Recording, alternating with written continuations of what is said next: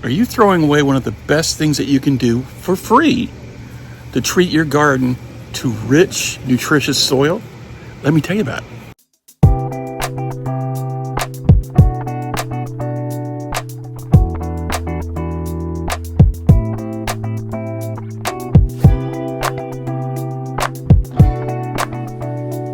You're throwing away the most powerful thing your garden could ever have, and you don't even know it.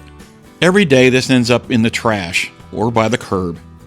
What if I told you this waste is actually the secret to lush plants, vibrant vegetables, and soil that practically grows food for you?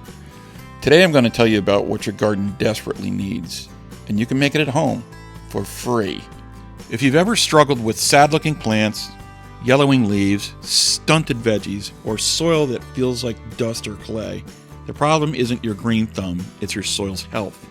Most soil is missing organic matter, the stuff that feeds beneficial microbes, holds water, and helps plants absorb nutrients. Without it, your garden becomes a desert.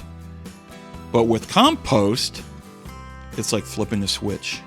Compost is decomposed organic material, kitchen scraps, yard waste, and even paper and cardboard, as long as it's free of chemical dyes. All broken down by microorganisms and even worms into a rich, dark, earthy material. It improves soil texture, boosts water retention, and adds vital nutrients like nitrogen, phosphorus, and potassium naturally. No synthetic fertilizers, no chemicals. That's why every successful gardener, from the beginner to the expert, swears by compost. I started composting a few years ago, saving all my yard trimmings, small sticks and twigs, plants that didn't succeed, and put them in this compost pile in turn.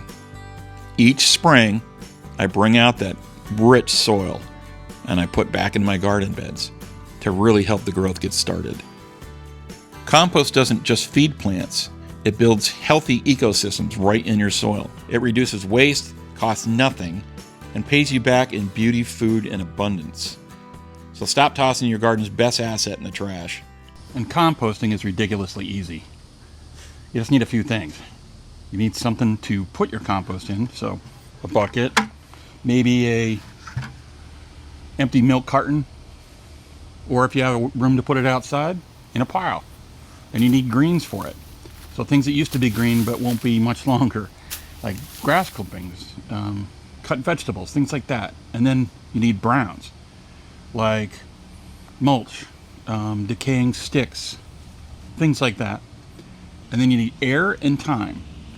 Turn your compost occasionally. After about 6 to 8 weeks, you're going to have some really nice, rich soil to put in your garden to make your vegetables and your flowers thrive. If this video helped you, give it a like, drop a comment about your compost setup or your struggles, and don't forget to subscribe.